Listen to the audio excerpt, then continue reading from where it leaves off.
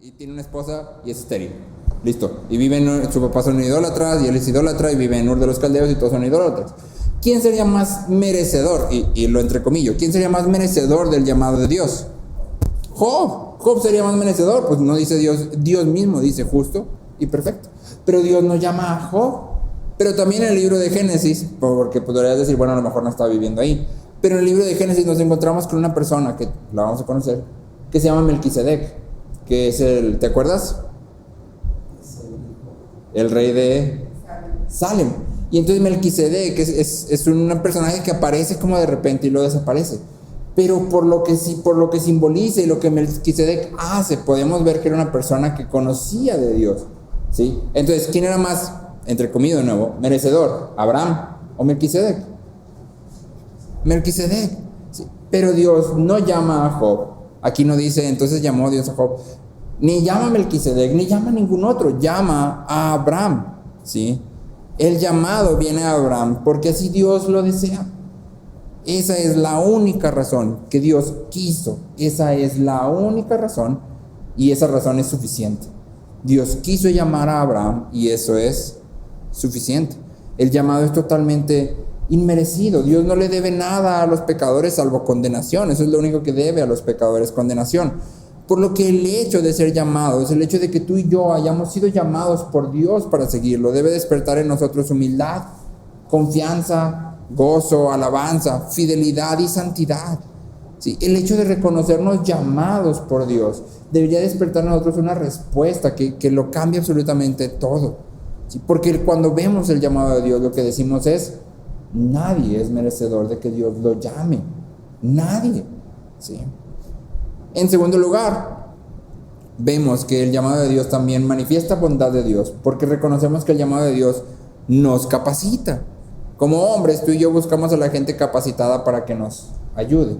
Si yo tengo un problema con la luz, yo no salgo al parque ahí en donde vivo y busco a un señor y le digo: tú vas a ser mi electricista. Y porque yo le dije: tú vas a ser mi electricista, él inmediatamente tiene la capacidad de resolver mi problema eléctrico, ¿verdad que no?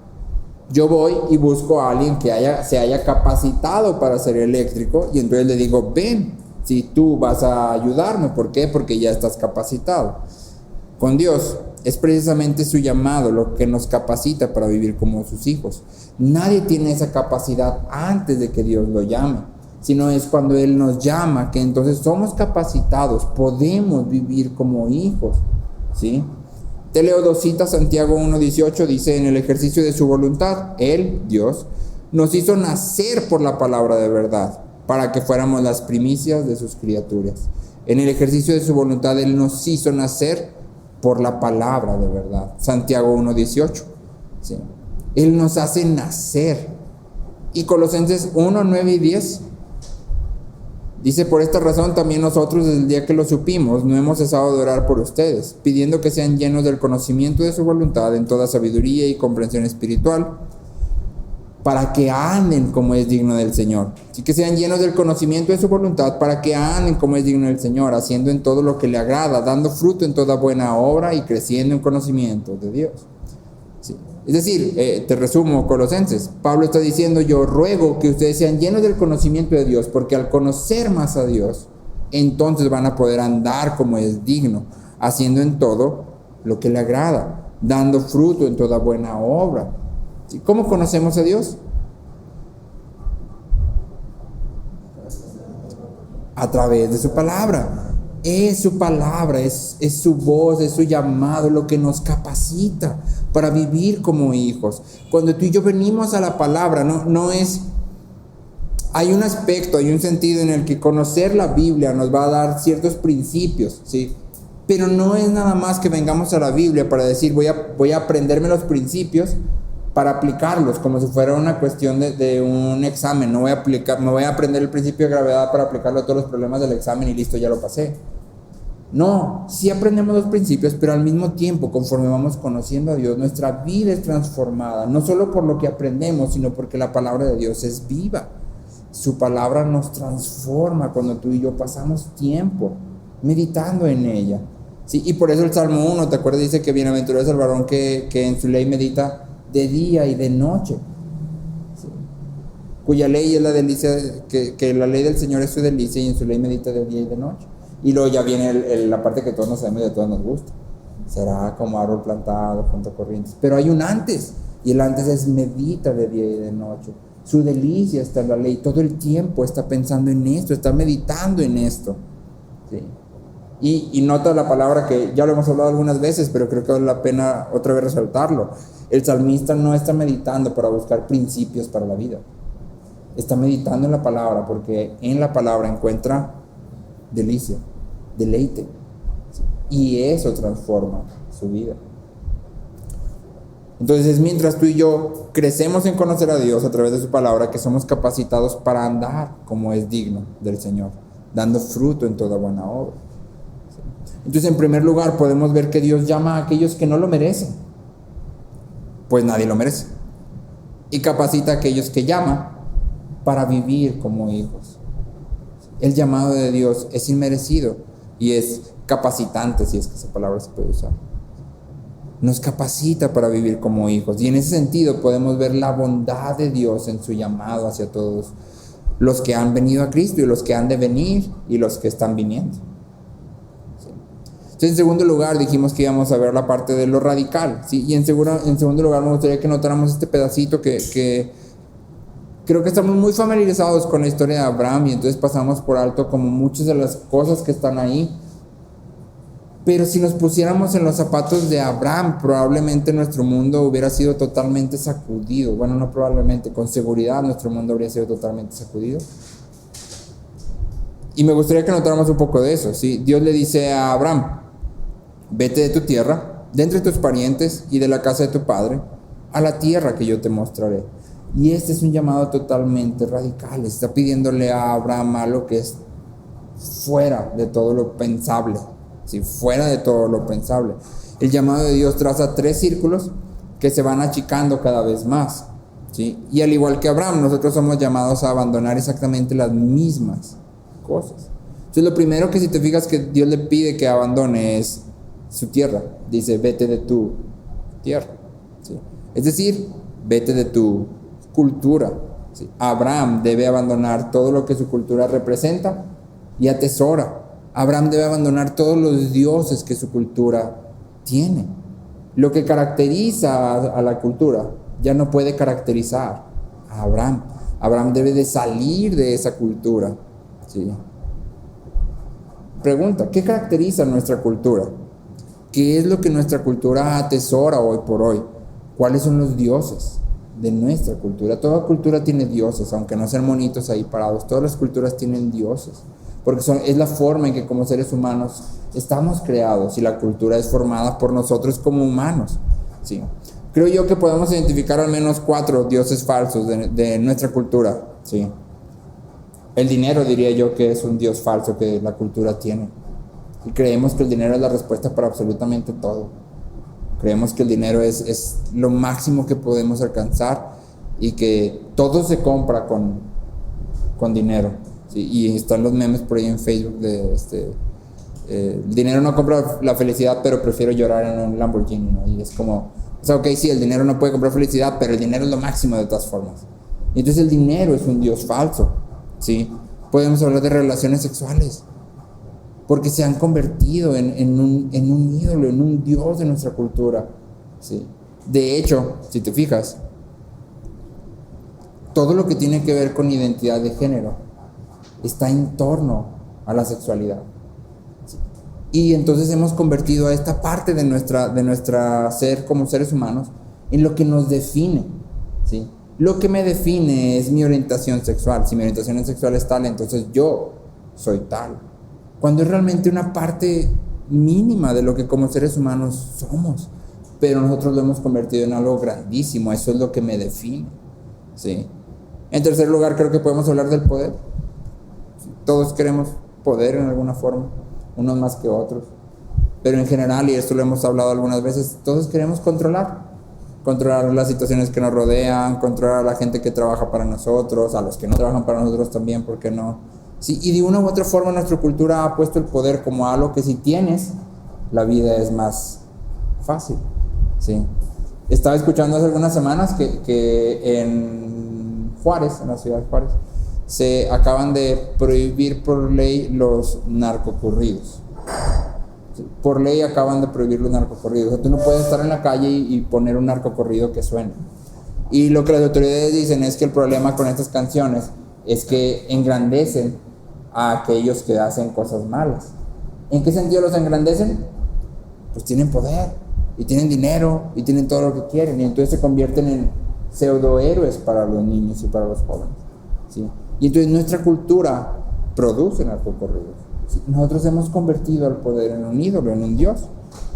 Y creo que el Dios que siempre ha estado, y Nietzsche dice, la humanidad, Nietzsche no es cristiano, no era cristiano, pero dice él, la humanidad no se ha convertido realmente en atea, simplemente cambió de Dios. Ahora su Dios es ella misma. La humanidad no se ha vuelto atea, simplemente cambió de Dios. Ahora el Dios de la humanidad es la humanidad misma. Mi Dios soy yo. Sí, y el movimiento de la autoestima es un reflejo de esto. Yo soy lo más importante. Yo soy lo primero, lo último, el centro, y todo tiene que girar en torno a mí. Sí.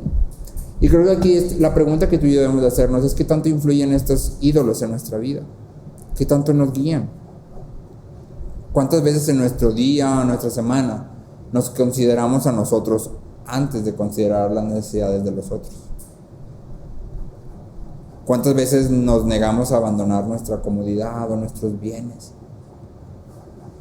¿Cuánto de nuestro dinero realmente sirve para satisfacer nuestros propios deseos? ¿Cuántas veces la autoridad que tenemos es funcional en el sentido de servicio, no de poder? Porque es muy fácil irte con la corriente, es muy fácil. Todo el movimiento de ser influencer y de ser relevante está conectado directamente con querer tener poder, querer ejercer influencia en otros. Y como iglesia nos hemos dejado muchas veces guiar por eso. Si queremos ser iglesias relevantes, que la gente voltee a ver y diga, wow, esa iglesia. No es nuestro llamado. ¿Sí? Y si por alcanzar eso voy a abandonar el evangelio verdadero, estoy abandonando muchísimo por algo que no vale la pena. Miroslav Volf dice, los cristianos nunca pueden ser primero que nada asiáticos o americanos o croatas o rusos y después cristianos. En el núcleo mismo de la entidad cristiana yace un cambio de lealtad que lo envuelve todo, de una cultura con sus dioses a el Dios de todas las culturas.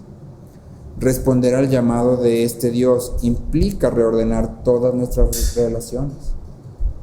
La separación es parte inherente de la identidad cristiana. La separación es parte inherente de la identidad cristiana. Dios nos llama a vivir en nuestra cultura, porque si te fijas, Dios le dice, le dice a Abraham, Dios, vete de tu tierra, pero Abraham no sale realmente del planeta Tierra, y nunca sale de la cultura idólatra, sigue viviendo ahí, pero la cultura ya no lo define, ¿sí? La cultura ya no es lo que lo marca. Entonces es el mismo llamado. Dios nos llama a vivir en la cultura, pero sin ser parte de la cultura, que eso es todavía más difícil. Dios nos llama a vivir en medio de la cultura sin ser parte de ella. ¿Sí? Filipenses 3:20 dice, porque nuestra ciudadanía está en los cielos, de donde también ansiosamente esperamos un Salvador, el Señor Jesucristo. Nuestra ciudadanía está en los cielos. ¿Sí? Y entonces es una pregunta que hemos hecho muchas veces, pero que creo que vale la pena que la tengamos en mente siempre. Si tú y yo somos ciudadanos del cielo, si somos ciudadanos del reino de Dios, ¿cuál es la cultura del reino? ¿Cómo se ve un ciudadano del reino de Dios? Y el ejemplo perfecto de cómo se ve un ciudadano del reino de Dios es Cristo. ¿Cómo nos vemos respecto a lo que Cristo ha ejemplificado? ¿Cómo estamos viviendo respecto a lo que Cristo ha mostrado? El mundo no puede definir quiénes somos. La cultura del mundo no puede definir quiénes somos. Tú y yo somos llamados a otra cultura. En segundo lugar, Dios llama a Abraham a dejar a sus parientes y la casa de su padre. El autor de Hebreos lo resume como vete de tu tierra, de tu familia. Entonces, en segundo lugar, Dios llama a Abraham a dejar a sus parientes y a la casa de su padre. En el caso de Abraham, sus parientes y la casa de su padre eran seguridad, ¿sí? Esto a mí me resonó mucho, sobre todo ahora que ya tengo que pagar yo luz, agua, gas y todo eso. Cuando viví en casa de Chuchu y None, de mis papás, ni me preocupaba. No me preguntes cuánto salía de luz porque no tengo ni la menor idea. No me preguntes cuánto salía de agua porque ni sé, no tengo ni la menor idea. ¿Cuánto salía de gas? ¿Quién sabe? Yo ni lo pagaba, ¿sí? ¿Cuánto te gastabas en ropa que yo me ponía? No tengo ni la menor idea. Ah, pero pregúntame ahora. Ahora sí te puedo decir. Sí, y te digo, está bien caro, ¿no? Todo está bien caro, ¿no? El agua apaga todas las luces. Es más, con velas vamos a vivir porque está la luz. Y para Abraham era lo mismo, vivir en casa de su padre y alrededor de sus parientes. Era seguridad económica, era comodidad, ¿sí? Y entonces, lo segundo que Dios nos llama a abandonar es nuestra comodidad, nuestro lugar seguro. Dios nos llama a salir de Él.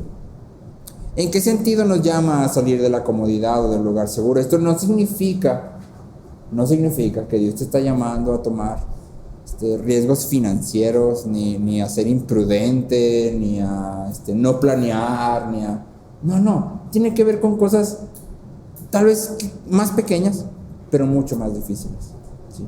Dios nos llama a abandonar nuestra comodidad y tú y yo muchas veces nos negamos cuando vemos a un hermano que está pecando y nos hacemos de la vista gorda. No, que le diga mejor el pastor. No, porque si es un trago amargo, la verdad, decirle a alguien que está pecando, no, sí está difícil. ¿A qué te estás aferrando? A tu comodidad. No me quiero incomodar, mejor que se incomode a alguien más, alguien que pues, tenga más sentido de obligación, como que le pese más, sí, que sea más espiritual. Ay, no, yo no le voy a decir nada. Y nos hacemos de la vista gorda y estamos aferrándonos a nuestra comodidad, ¿sí? O nos aferramos a nuestra comodidad cuando evitamos compartir el evangelio, porque pues es el ¿qué va a decir? O cómo va a reaccionar, o qué va a pensar, o qué va a pensar de mí, o me va a rechazar, ¿sí? O ya voy a ser el rechazado de este lugar, ¿sí? Y entonces me estoy aferrando a mi comodidad. O nos aferramos a la comodidad cuando cerramos las puertas de nuestra casa y evitamos recibir a gente extraña. Antes de empezar la iglesia, para mí la idea de que hubiera gente en mi casa era algo así como, no, pues, ¿por qué va a haber gente aquí en la casa? O sea, no estás viendo que todo está bien caro. Acabo de comprar el sillón y lo van a venir y se van a sentar y lo van a romper y lo van a cuidar porque ellos no lo pagaron y esa era mi mentalidad. Yo decía, no, es que invitar a gente a la casa, ay no, o sea, como que... Pero fue algo que Dios fue tratando en mi corazón y que creo que debe tratar también en el tuyo, porque muchas veces invitar gente a la casa es como ay, es que qué incómodo, ya no voy a poder andar ahí en playera de tirantes y short, todo feo que me pongo, ¿sí? Ya no voy a poder y entonces ya no voy a estar cómodo, ¿sí? Y tengo que abandonar mi comodidad y pues eso no está padre, ¿sí? O simplemente nos aferramos a nuestra comodidad cuando no tenemos tiempo para ver a nadie, para platicar con nadie, ¿Por qué? Porque ver a las personas, vernos con gente, siempre requiere un sacrificio, ¿sí? Hasta ahorita yo no he conocido a nadie que ande por el mundo ahí feliz, sin nada que hacer, sin pendientes, sin responsabilidades, y puedas decirle, oye, nos vemos mañana, y te diga, claro, mañana no tengo nada que hacer, por supuesto. ¿Sí? Para todos requiere un sacrificio. Y entonces cuando muchas veces la gente nos dice, oye, ¿tienes tiempo para...? Anda, no tengo tiempo. No. Como algunos doctores, no, agéndame en 3 meses, 4. O simplemente nos hacemos de la vista gorda. Es que tendré que platicar con fulanito, pero no sabes, ando muy ocupado, no tengo tiempo, y pues no, ni modo. Sí. Y luego entramos, no voy a decir, y estamos viendo Netflix, estamos viendo Disney, o estamos viendo... Sí. Pero no hay tiempo, ¿sí? O estoy jugando en el celular, o estoy en Facebook, o estoy en Instagram, pero que no me pidan tiempo de otra cosa. O sea, esto es cómodo, lo otro no. Y entonces no estoy dispuesto a abandonar mi comodidad, estoy aferrándome a ella, ¿sí? Y de nuevo Dios nos llama. Filipenses 2, 3 y 4, te lo estoy leyendo en una versión sencilla, dice: sean humildes y cada uno considere a los demás como más importantes que sí mismo. Que cada uno no busque su propio bien, sino el de los demás. Que cada uno no busque su propio bien, sino el de los demás. Y entonces, si mi vida es para buscar el bien de los demás, ¿cómo debería de ser vivida? ¿Qué cosas debería de cambiar? ¿Qué cosas que estoy haciendo hoy o la forma en que estoy administrando mi tiempo y mis bienes no cuadran con esta idea de que vivo para buscar el bien de otros? Esa es la pregunta que debemos de hacernos, porque el llamado de Dios es el mismo para Abraham y para nosotros. En tercer lugar, el llamado de Dios es radical, porque llama a Abraham a abandonar todo y no le dice exactamente a dónde va. Dios le llama a abandonar su tierra, a abandonar su familia y a abandonar su voluntad, a rendir su voluntad. Dios viene y le dice a Abraham, vete a la tierra que yo te mostraré. Y no le muestra una foto, no le dice.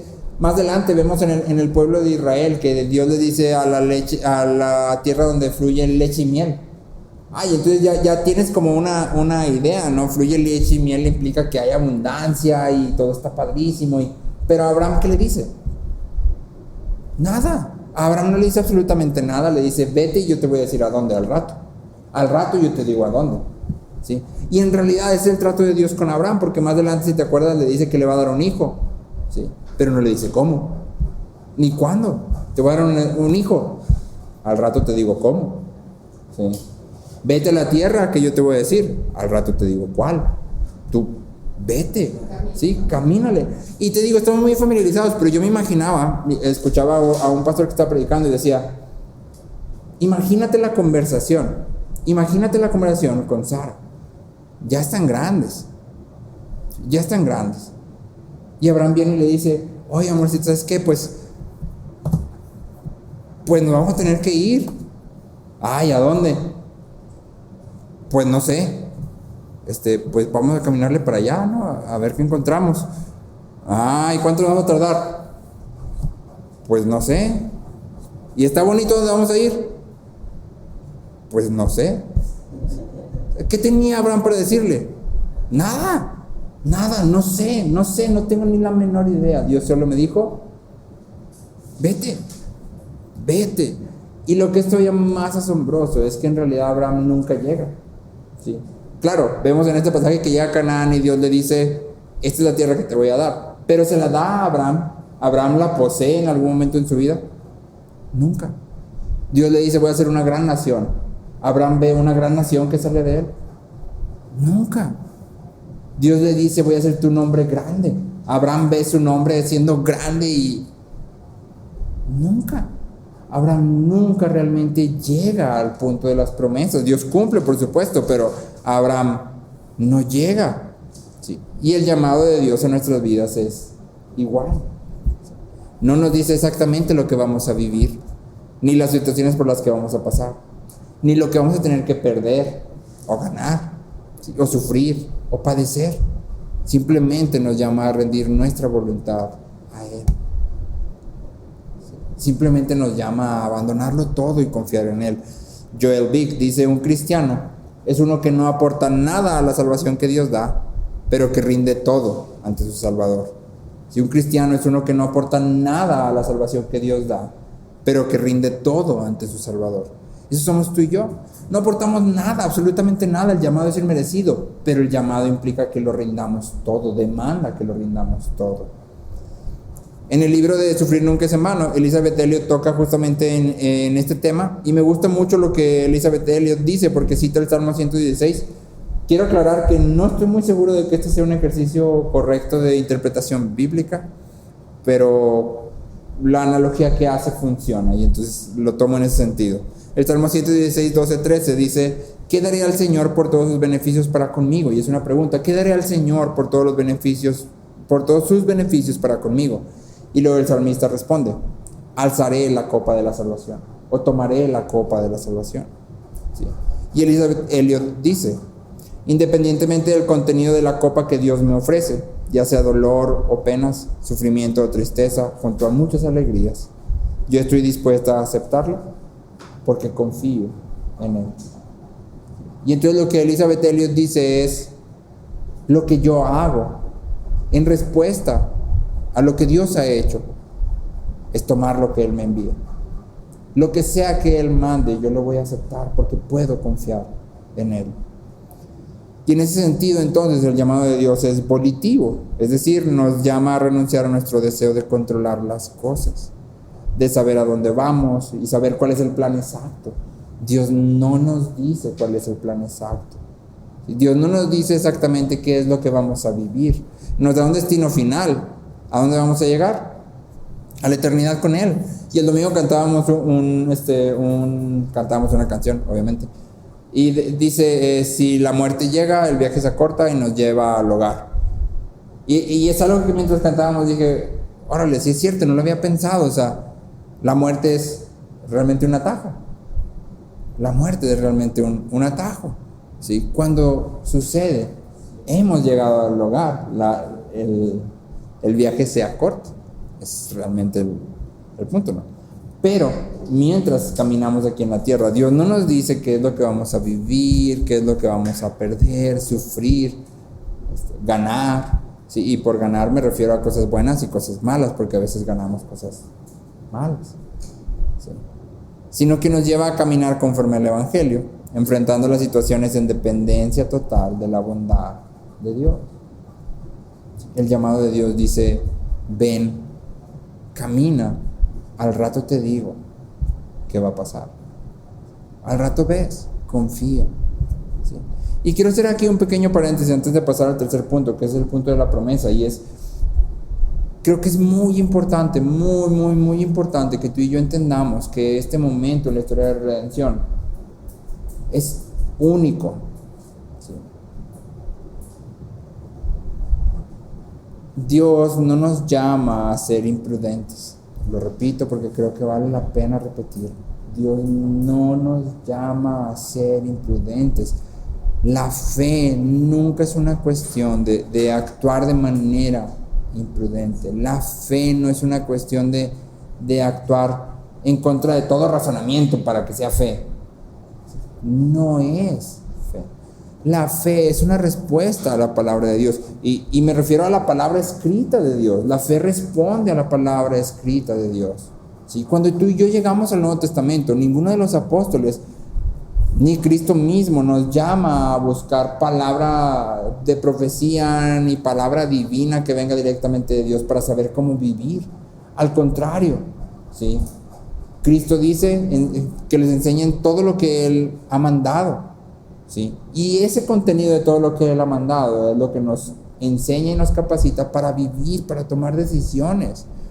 Y entonces es muy importante que tú y yo, cuando llegamos a esta porción de Abraham, no lo querramos convertir, ni nadie lo quiera convertir en no, es que tienes que ser como Abraham, ¿sí?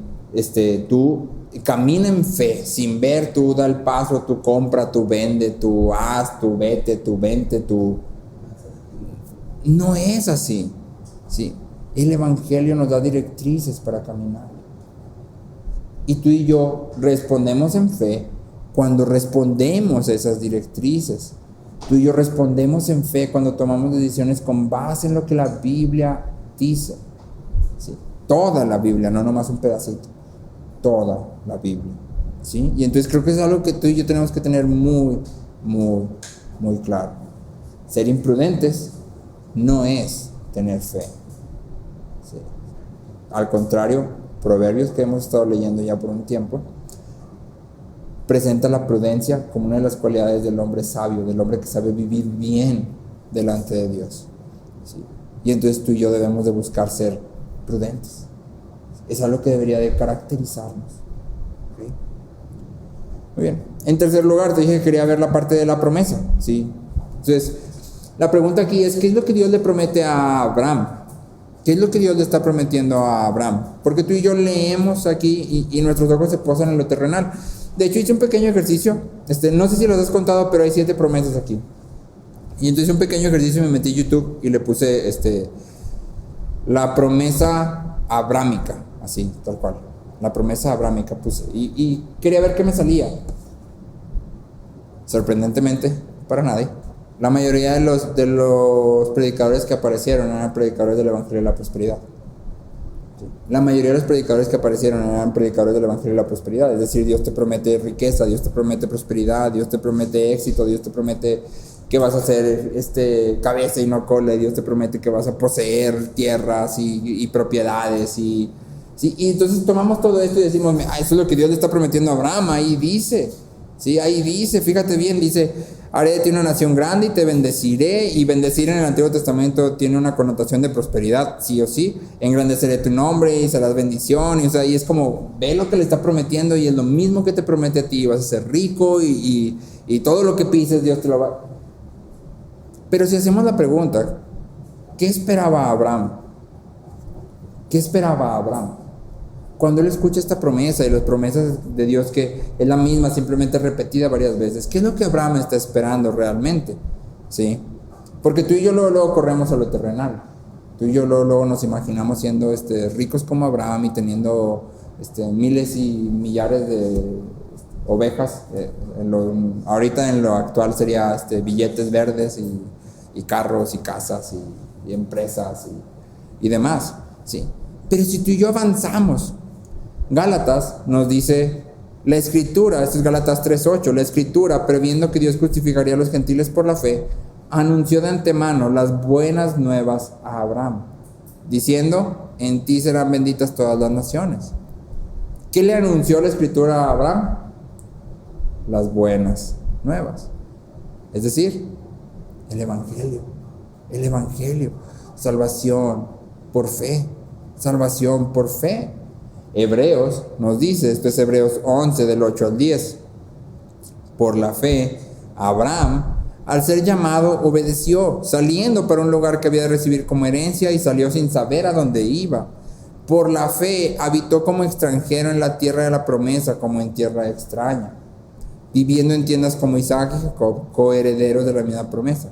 Y luego fíjate bien, porque esperaba la ciudad que tiene cimientos, cuyo arquitecto y constructor es Dios. ¿Qué esperaba Abraham cuando salió de su tierra? Esperaba la ciudad que tiene cimientos, cuyo arquitecto y constructor es Dios. Esto es Hebreos 11 del 8 al 10. La mirada de Abraham estaba puesta en lo eterno, en una ciudad, como cantábamos el domingo otra vez, construida por Dios. Y Jesús nos dice en Juan 8:56 que Abraham vio su día y se regocijó. Y aunque Jesús no es explícito ni nos dice exactamente cómo es que Abraham vio su día, lo que sí queda claro es que de alguna u otra forma Abraham entendió que iba a venir un redentor, que iba a salvar a los hombres, ¿sí? Y entonces cuando tú y yo armamos todo esto, ¿sí?, podemos ver que Abraham no estaba esperando algo terrenal. Él no salió esperando que Dios le diera Canaán nada más. Él no salió esperando que su nombre Abraham se convirtiera en el mayor nombre de todos los tiempos. Él estaba esperando algo más, algo eterno. ¿Sí? Y entonces, cuando tú y yo armamos el rompecabezas completo, ¿sí?, podemos ver que todas las promesas que se hacen a Abraham en este capítulo se cumplen en Cristo. Todas las promesas que hacen Abraham en este capítulo, y lo vamos a volver a ver en el capítulo 15, y luego en el capítulo 17, y luego en el capítulo... lo vamos a ver otra vez en Génesis, pero todas las promesas que vemos aquí se cumplen en Cristo. ¿Por qué? Porque en Cristo vemos la gran nación que sale de Abraham. Si Gálatas 3:7, un versículo atrás, nos dice: todos los que son de fe son hijos de Abraham. Todos los que son de fe son hijos de Abraham. Esa es la gran nación. La gran nación son todos aquellos que han venido por el llamado de Dios a Cristo. En Cristo vemos el gran nombre. De hecho, vemos el nombre que es sobre todo nombre. El nombre ante el cual toda rodilla se dobla. En Cristo, Dios ha dado a conocer las riquezas de la gloria del Evangelio. En Cristo, todas las promesas hechas a Abraham son cumplidas. Y entonces en Cristo, a través de su obra redentora en la cruz, tú y yo podemos disfrutar de comunión con Dios como sus amigos, al igual que Abraham. Podemos andar con Él. En Cristo, nuestro destino final es seguro. Pero no nada más nuestro destino final, sino que también el camino es seguro. Porque aunque no sabemos lo que trae, Sabemos que nuestro Dios es fiel y bueno. Dios nos ha amado y podemos descansar en que el que comenzó la buena obra en nosotros la perfeccionará hasta el día de Cristo Jesús. En Cristo todas estas promesas son nuestras. ¿Cuáles promesas? Las eternas. Una ciudad hecha por Dios, no hecha por manos humanas. Un redentor que es Cristo. El ser parte de la gran nación que sale de Abraham. Y es el llamado de Dios lo que causa todo esto en la vida de Abraham. Y lo que causa todo esto en nuestras vidas también. Es su llamado inmerecido. Es su llamado bondadoso. Es su llamado lo que nos capacita. Es su llamado lo que forma nuestra identidad. Es su llamado lo que nos da confianza y seguridad. Y entonces tú y yo, cuando venimos a Cristo, podemos disfrutar de absolutamente todo lo que Dios tiene para dar. De toda su plenitud, de toda su bondad, de toda su felicidad. Podemos disfrutar de Él. Y nuestra vida es totalmente cambiada. Y hay algo muy interesante porque hay un contraste muy claro cuando lo leemos todo corrido. Y es que si te acuerdas en la Torre de Babel, y lo mencionaba ahorita al principio, en la Torre de Babel los hombres buscan un nombre. Buscan un nombre. Y no lo logran. Pero en el llamado de Dios, Dios dice, haré un gran nombre. Dios otorga aquello que los hombres no podemos alcanzar por nosotros mismos. ¿Sí? Dios otorga identidad. ¿Sí? Dios nos restaura nuestro diseño original, que es vivir en comunión con Él, bajo su soberanía. Eso es lo que fuimos creados para hacer. Así fuimos creados para vivir. Vivir para la gloria de Dios, para otros, bajo su soberanía. Y en Cristo tú y yo podemos venir y vivir de esa forma. Oramos.